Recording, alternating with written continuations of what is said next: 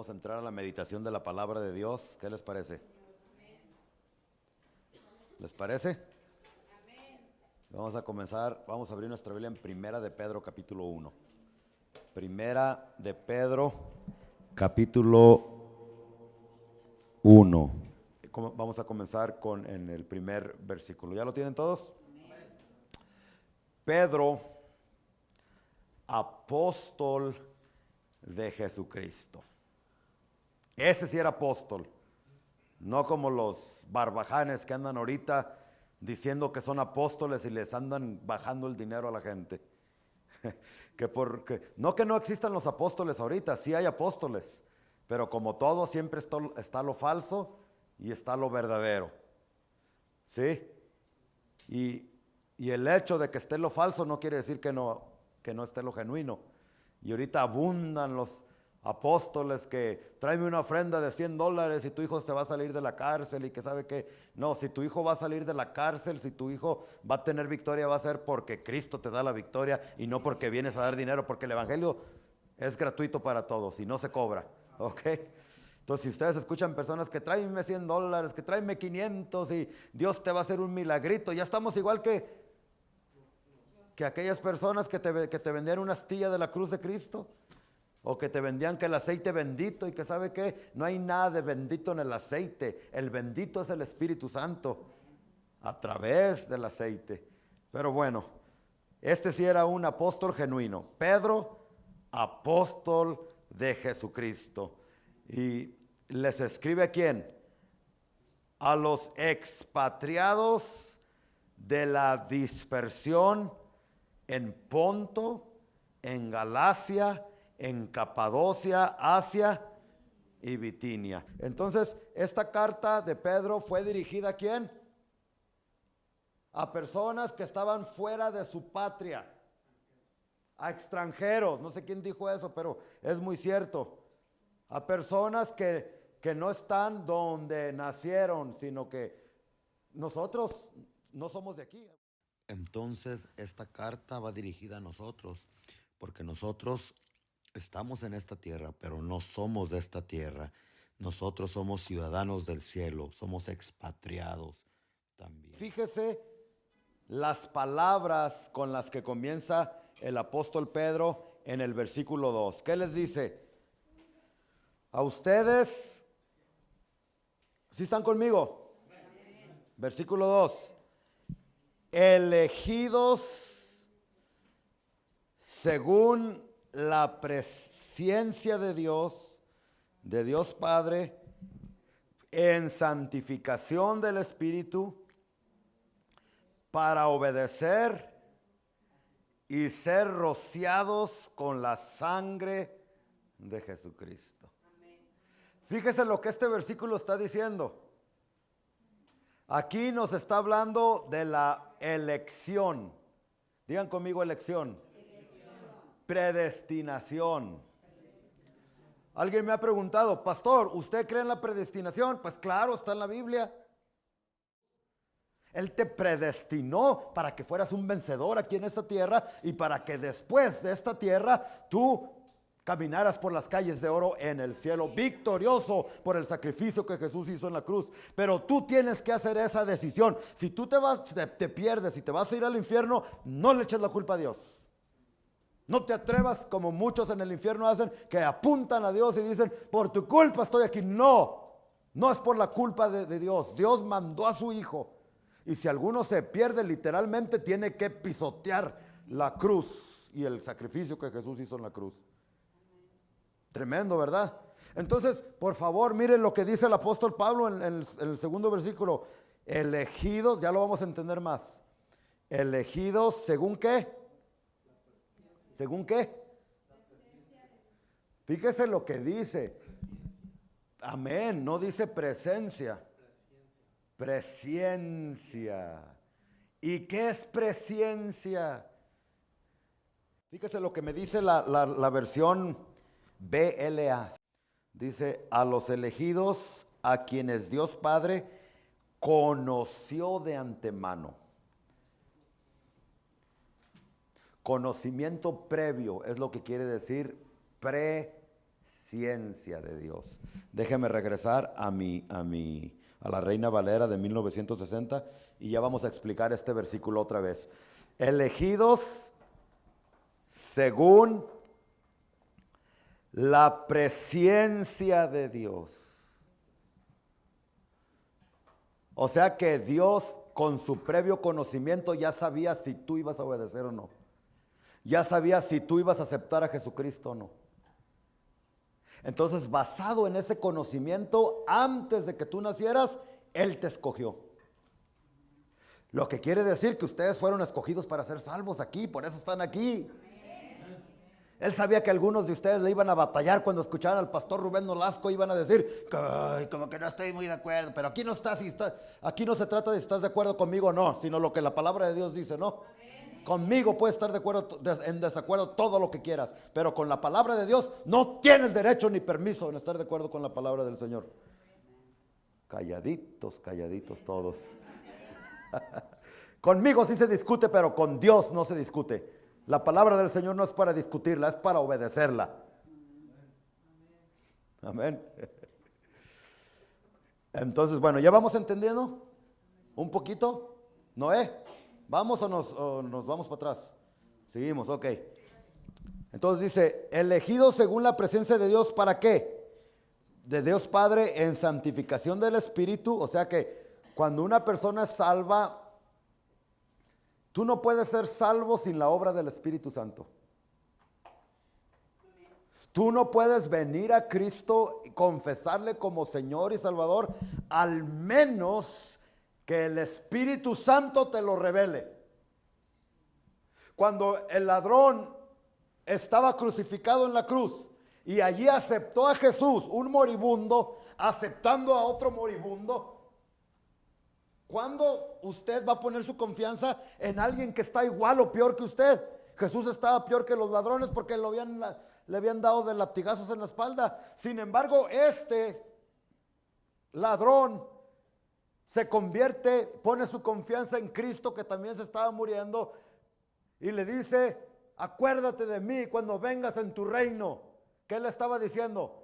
Te acepto, tú eres mi Salvador, tú eres mi Señor, tú eres mi salvación. ¿Cómo pudo él poner su confianza en otro que se estaba muriendo, que estaba igual o peor que él? Porque no se lo reveló carne ni sangre, sino el Espíritu Santo. Le trajo la revelación de que el único que podía salvarlo, el único que podía perdonarlo, el único que podía hacer esa obra maravillosa de salvación en su vida, era aquel que estaba muriendo en esa cruz. Y desde entonces el Espíritu Santo trae esa revelación, o le ha traído esa revelación a millones y millones de personas que hemos creído en el crucificado y resucitado sin haberle visto. Pero hemos creído en Él por revelación del Espíritu Santo. Entonces, Él nos predestina, pero el Espíritu Santo, que es la tercera persona de la bendita Trinidad, aunque algunos no creen en eso, juega un papel importantísimo. Tú no hubieses podido venir a Cristo si no hubiese sido por el Espíritu Santo. Por lo tanto, Espíritu Santo, te damos gracias. Amén. Pero yo quiero que continuemos viendo. Aquí dice, elegidos según la presciencia de Dios Padre en santificación del Espíritu. Pero fuimos elegidos ¿para qué?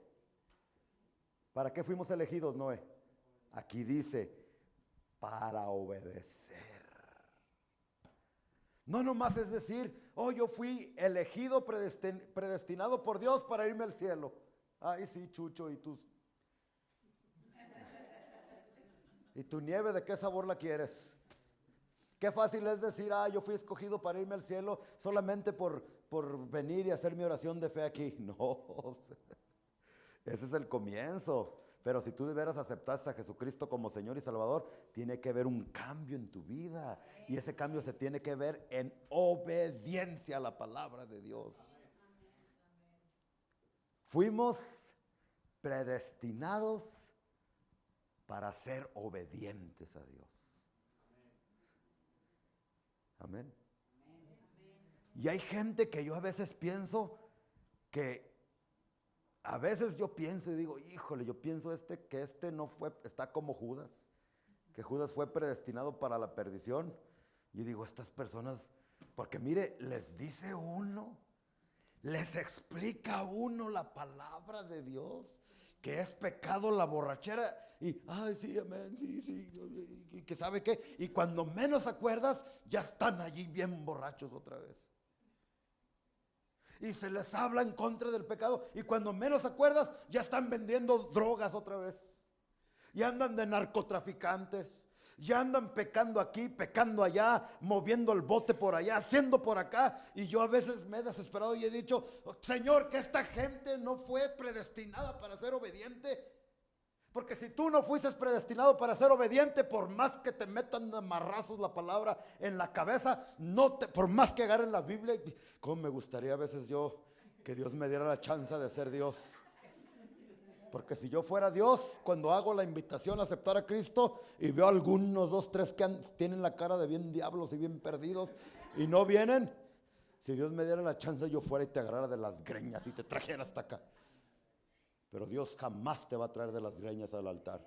Si tú vas a servirle, si tú vas a obedecerle, si tú vas a ser salvo, si tú vas a ser obediente, si tú vas a abandonar el pecado, va a ser de tu propia voluntad. No porque este hombre chaparro, panzón y pelón te lo anda diciendo, sino tú solito, de tu propia voluntad. Eso es lo que Dios quiere. Y tal parece que hay personas que han sido destinadas no para la salvación, ni para ser obedientes, sino para ser, y Judas nos habla mucho de eso. Pedro más adelante nos va a hablar de lo mismo. Siguen por años y años y años. De una hermana que era fiel a la iglesia. Como por 50 años ella fue a la iglesia. Y su esposo era uno de esos, no sé si usted ha conocido. Haga de cuenta aquí la iglesia. Y de cuando en cuando llegaba el esposo y la agarraba de las greñas a su esposa. Ya te dije que no te estuvieras juntando con los aleluya. Y la sacaba a golpes. Y un día quiso hacer lo mismo, pero no se fijó que ahí está, entre la asamblea estaba un soldado del ejército. Usted no sabe la gente que viene a la iglesia. A veces pensamos que a la iglesia vienen puros santos, si supieran. Ahí ven unos endemoniados, a lo mejor estás sentado con un endemoniado y ni cuenta te das. Gente mala que entra a la iglesia. Una vez un soldado le dijo, mira, cálmate porque aquí mismo te arresto, y se fue. Otro día estaba un matón que había estado en las Islas Marías, no sé si usted ha escuchado de esa. Híjole, ahí se iban los criminales, los horribles ahí. Llegó y trató de sacar a la esposa y se le... Hay gente mala pero que respeta las iglesias y los pastores. Y le dice al Señor, mire, yo he matado decenas de personas, he visto las tripas de las personas que salen ahí en mi mano allí. Y tú eres un cobarde al venir a golpear a tu esposa. Si no te vas ahorita y te sales, te voy a matar también. No, pues que corre. Bueno, ese hombre, pasaron 50 años, se le predicó el evangelio de una y de otra manera a través de su esposa le rogaba, cállate, que sabe qué le decía. Pasaron no sé cuántos años, se murió y a lo que sabemos se murió rechazando el evangelio y hundido en el pecado. Y a veces tú te cuestionas y dices, quizás no fue predestinado para obedecer, quizás fue predestinado para la perdición, porque yo no entiendo cómo hay personas que Dios les da oportunidad tras oportunidad, se les predica, se les habla, pero no hacen caso, siguen en su pecado. Les entra y como que les rebota, como que no les hace efecto la palabra. Espero que no sea tu caso. Espero que el Señor te está hablando en esta tarde Y te trajo aquí para que escucharas palabras del Señor, para que no te pase como a estas personas. Tú estás aquí, tú has venido porque tú no has sido predestinado para la perdición, sino que has sido predestinado para ser obediente. Y es por eso que Dios te ha abierto las puertas, Dios te ha traído a un lugar donde se predica la palabra, el evangelio santo de Jesucristo, para que te le escapes a Satanás, para que te escapes de la perdición. No es ninguna coincidencia que te hayas entrelazado, que te hayas hecho amigo, amiga de aleluyas, de personas que conocen de Cristo, de cristianos.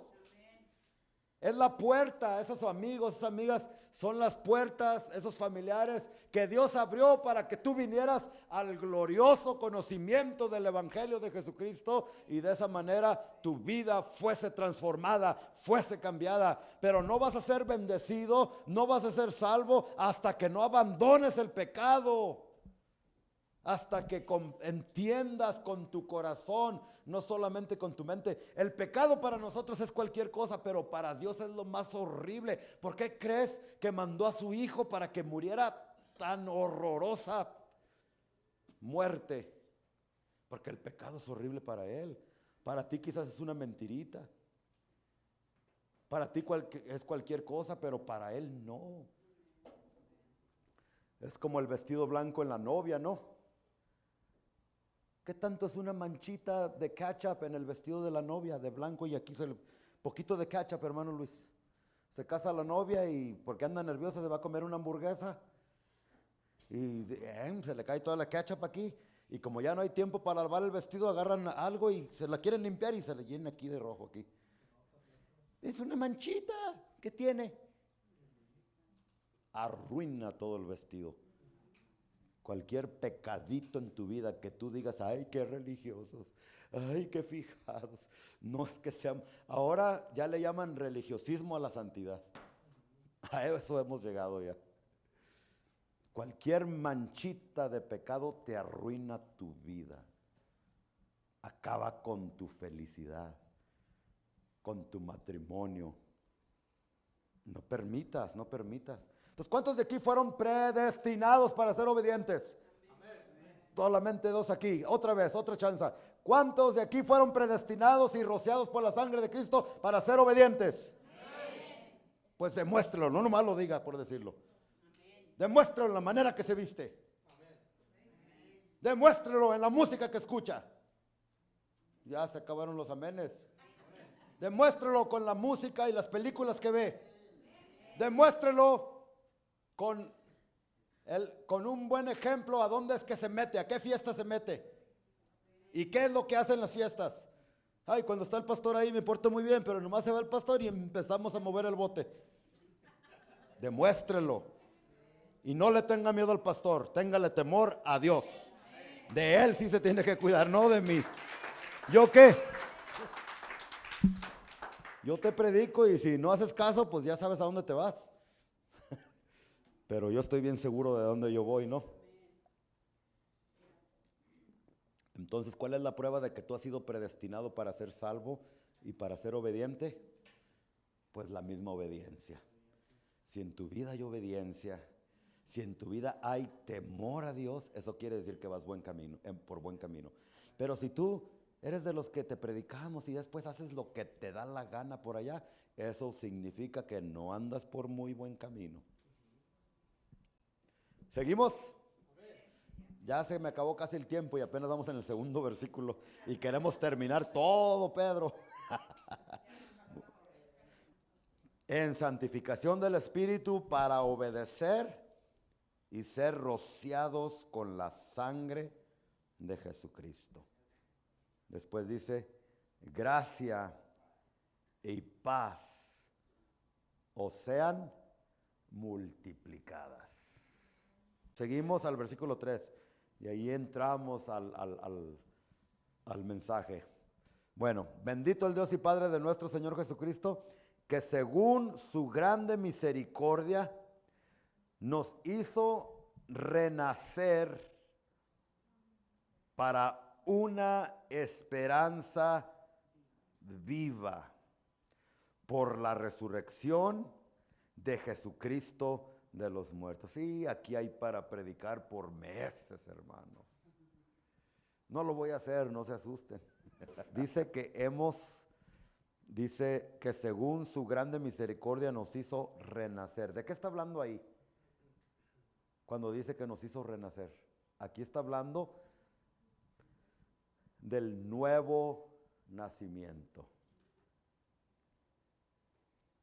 Ojalá y todos entiendan lo que es el nuevo nacimiento. Hubo un hombre que conocía la Biblia más que yo, que no entendía lo que era el nuevo nacimiento. Era un hombre que tenía más educación que yo, tenía más dinero que yo, más reputación que yo, más fama que yo, más conocimiento que yo y era más inteligente que yo. Sin embargo, en Juan capítulo 3, del 1 en adelante, cuando Jesús le dijo a Nicodemo que tenía que nacer de nuevo, no entendió este hombre. Porque los misterios de la palabra de Dios no se entienden en lo natural. Lo que se habla de la palabra de Dios se ha de entender espiritualmente. Por eso, bienaventuradas aquellas personas cuyas antenitas espirituales las tienen bien paraditas, para no solamente escuchar y detectar, sino comprender y entender lo que el Espíritu nos está hablando a través de su palabra. Y Jesús le dice a Nicodemo, de cierto te digo, usted léalo, Juan capítulo 3, se me hace que es el versículo 3, que el que no naciere de nuevo no podrá ver el reino de Dios. Y Nicodemo no lo entendió, así como algunos de ustedes no entendieron ahorita lo que significa renacer para una esperanza viva. Y Nicodemo le dice, ¿qué quieres decir, Jesús? Que yo ya estoy viejo, ¿quieres decir que me tengo que meter otra vez al vientre de mi mamá? ¿A la panza de mi mamá? Para volver a nacer otra vez. Y le dice Jesús, Nicodemo, pues no eres tú maestro aquí de los judíos. Me pudiera tomar mucho tiempo en explicarle qué es nacer de nuevo, pero nacer de nuevo es una segunda oportunidad. ¿Cuántos de ustedes aquí, qué harían ustedes si Dios les daría una nueva oportunidad para nacer de nuevo? Así literalmente, o sea que nacieran otra vez de su mamá, chiquitos. ¿Volverías a escoger a la mujer con la que te casaste? Ahí está la oportunidad. ¿Cuántas cosas no volverías a hacer de diferente manera en tu vida? ¿Cuántas aquí personas ya adultas a lo mejor pudieran decir, ¿sabe qué, pastor? Yo si Dios me diera otra oportunidad, cuando tuviera 12, 13, 14, 15, no anduviera de vaga como andan estas ahorita.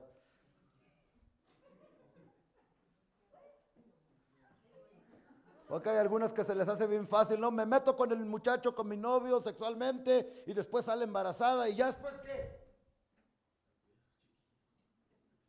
No estoy hablando de nadie aquí, ni de ustedes muchachas, de nadie. Les estoy dando ejemplos de la vida real que suceden en esta. ¿Cuántos de aquí quisieran, si tuvieran una segunda oportunidad de parte de Dios, qué cosas no haríamos de diferente manera? ¿Cuántas parejas de aquí dijeran, ¿sabes qué? Yo no hubiera tenido sexo con mi esposa hasta haberme casado. Porque muchos piensan y dicen, ay, voy a adulterar, al cabo Dios me perdona. Sí te perdona, pero de las consecuencias, ¿quién te libera?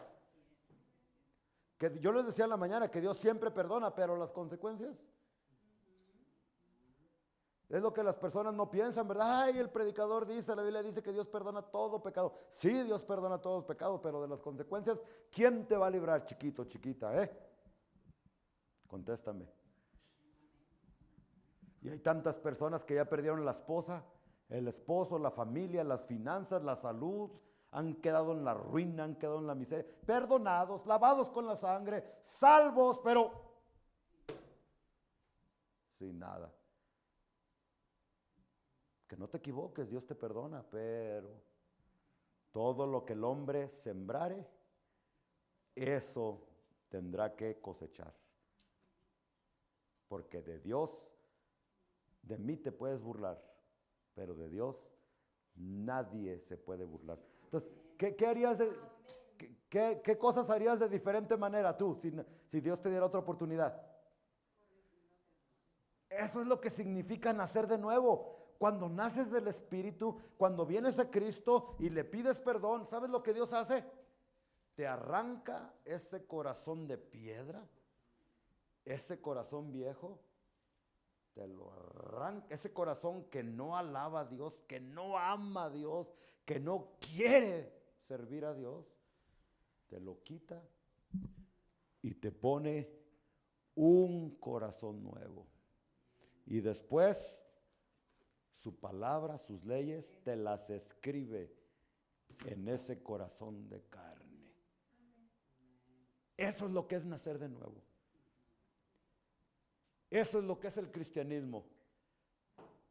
Porque, mire, yo ya he leído la Biblia de tapa a tapa, pero antes de yo haber leído la Biblia una sola vez, cuando pasaban predicadores y decían algo de la Biblia, yo decía, ¿en dónde he escuchado eso? Eso se me hace conocido a mí, familiar. ¿Qué? ¿Sabe lo que pasaba? Aunque yo no lo había escuchado ni lo había leído, es que la palabra ya la tenía grabada en el corazón nuevo que Dios me había dado. Eso es lo que hace Dios en el nuevo nacimiento. Y así como ustedes harían muchas cosas y volvieran a nacer literalmente en este mundo, es la misma oportunidad que Dios te está dando. Si naces de nuevo, tú tienes un comienzo nuevo.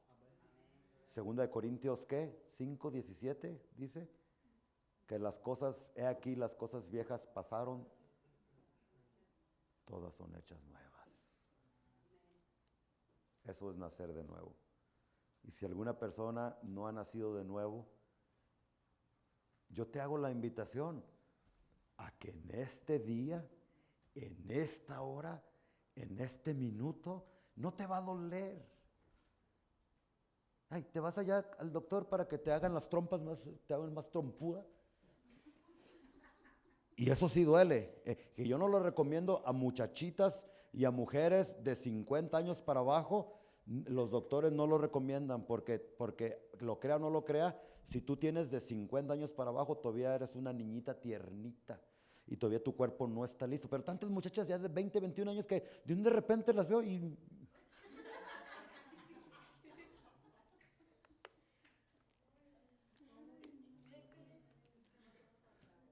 Todo eso duele. Cuando te operas del estómago para que te baje, yo no recomiendo eso. No sé cómo se llama, no me acuerdo. Lo recomiendo. No es esa. Es donde te cortan un intestino, ¿verdad? Y te lo hacen, ¿tummy qué?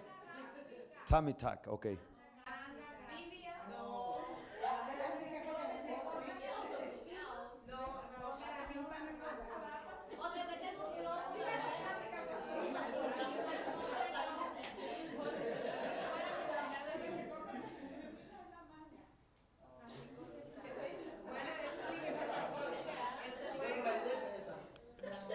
Así los quisiera ver para la palabra de Dios.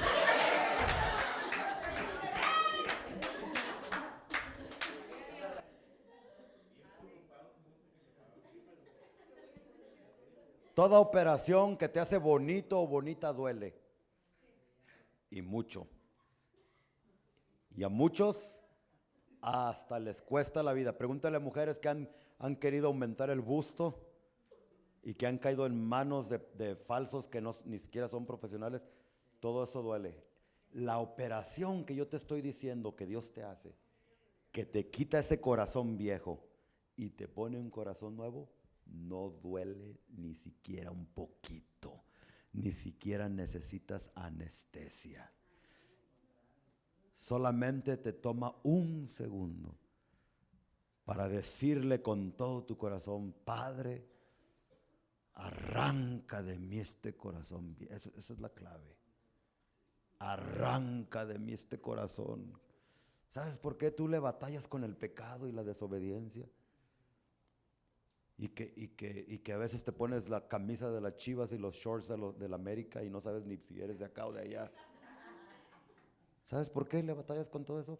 Que no te defines, y eso no le gusta a Dios, por cuanto no eres ni frío ni caliente, sino tibio, te vomitaré de mi boca.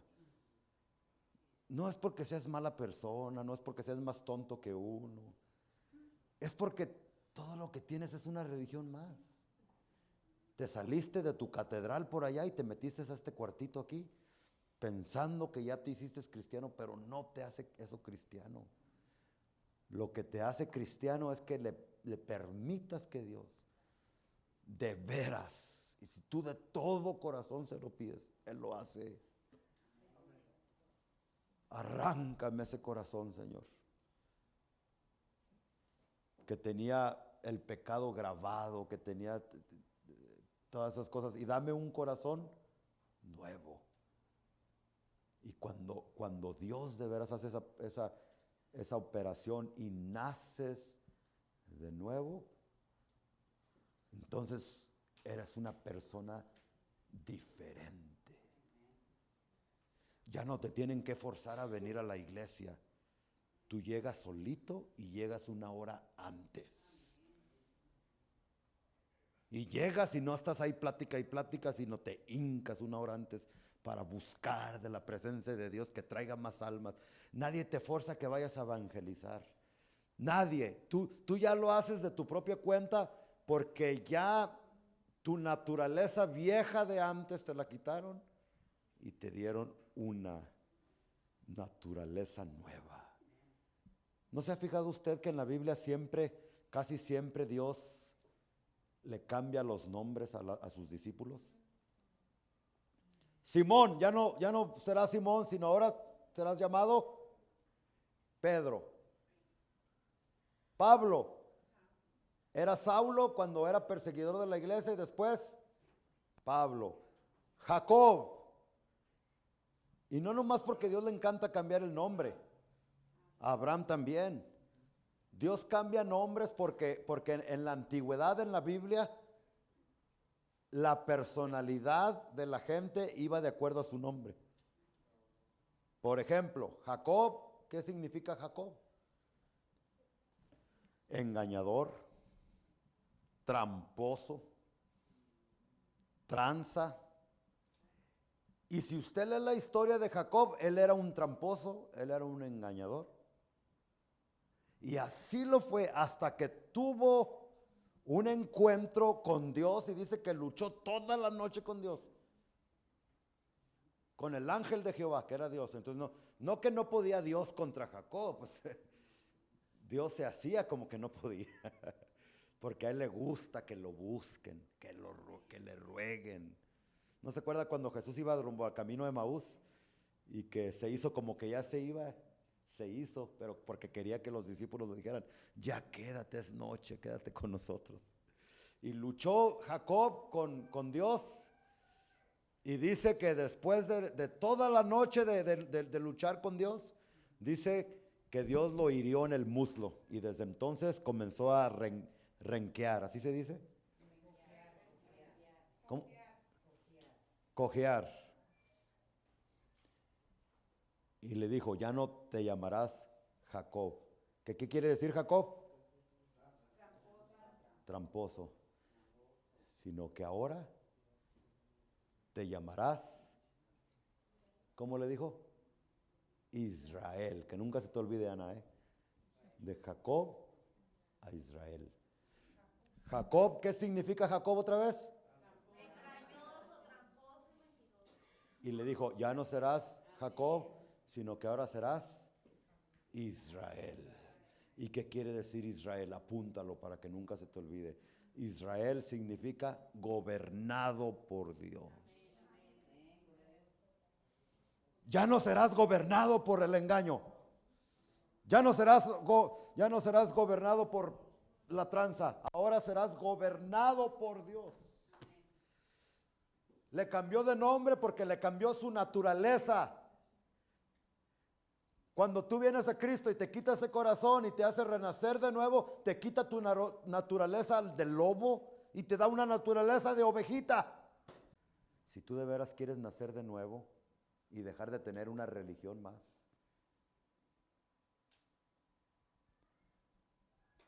lo que tienes que hacer es ser sincero. Sinceridad. Este Jacob que yo le dije que le cambiaron el nombre a Israel, si usted se recuerda, años atrás, cuando era muy joven, como él era un engañador, dice que se metió y engañó a su propio papá con la ayuda de su mamá, para robarse la bendición de su hermano Esaú. ¿Sí se recuerdan de esa lección, verdad?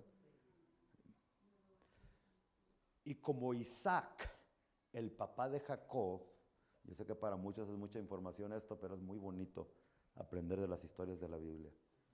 Ya estaba viejo y había perdido la vista, ya estaba muy enfermo y estaba ya casi a punto de morirse. Estaba en su cabaña o en su tiendita y allí estaba acostado, y en aquellos tiempos los padres se usaba mucho que bendecían a sus hijos, que es una práctica que nosotros todavía tenemos que conservar, y hablar palabras de bendición sobre nuestros muchachos, sobre nuestros hijos, sobre nuestras hijas, bendecirlos en el nombre poderoso de Jesús. Pero como Jacob, su hermano era Esaú, eran mellizos, ¿verdad? ¿Qué es mellizos? Cuates, ¿no? Cuando nacieron los dos, estos dos.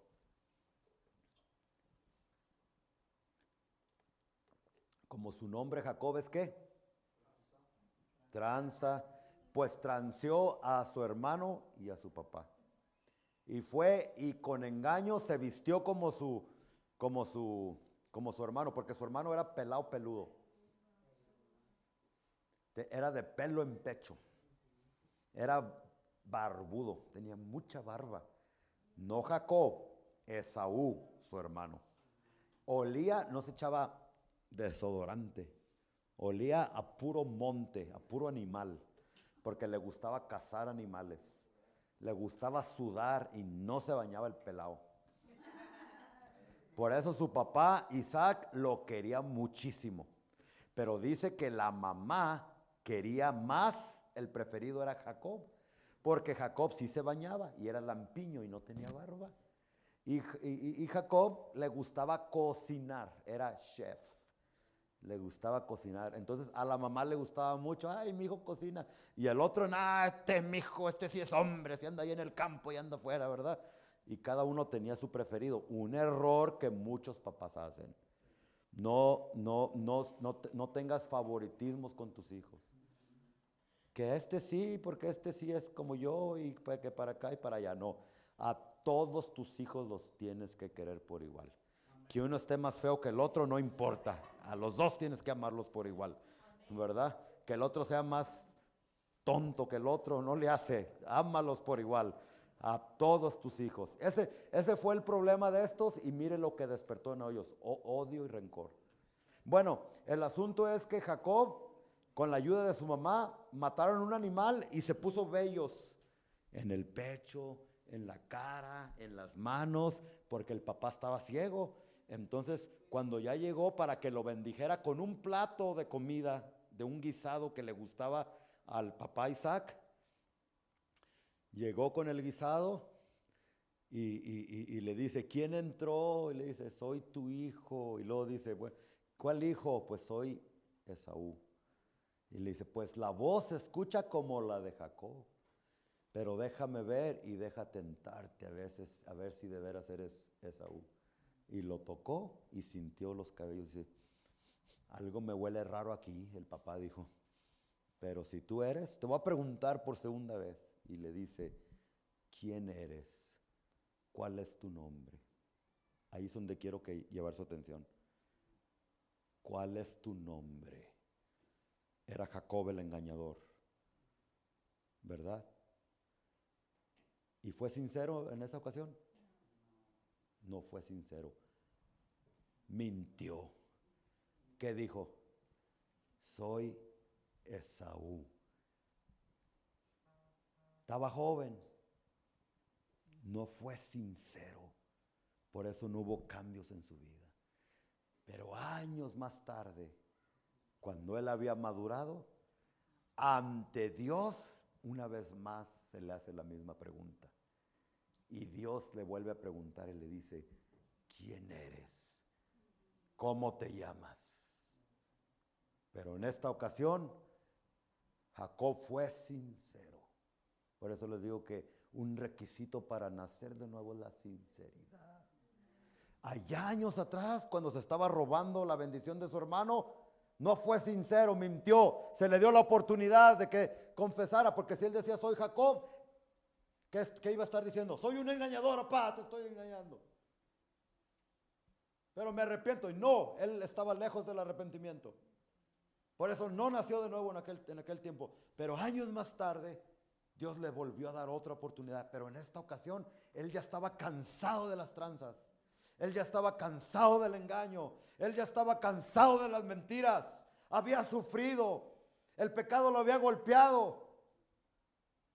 Es triste, pero hay muchas personas que tienen que ser golpeadas por el pecado, por la vida, para sincerarse y venir delante de Dios y decirle, aquí estoy, Señor, estoy cansado de mi vida. He jugado a la religión. He venido a la iglesia y solamente he escuchado, pero voy a la casa y vuelvo a hacer lo mismo. Y en esta ocasión, ¿él qué contesta? Sí, soy Jacob. Soy un engañador. Soy un tranza, pero estoy cansado. Y Dios le dice, qué bueno que fuiste sincero. Desde hoy en adelante ya no vas a ser Jacob, sino que desde hoy en adelante ahora tu nombre va a ser Israel. Tu naturaleza va a cambiar. Ya no vas a ser esclavo del engaño. Ahora vas a ser esclavo de Dios, de Cristo, de la libertad. Ahora vas a ser gobernado por Dios. Pero tuvo que ser sincero y fue cuando Dios le cambió de naturaleza. O sea, nació de nuevo. Y si tú de veras quieres nacer de nuevo y quieres dejar tu religión muerta, si Dios te pregunta en esta noche, ¿cómo te llamas?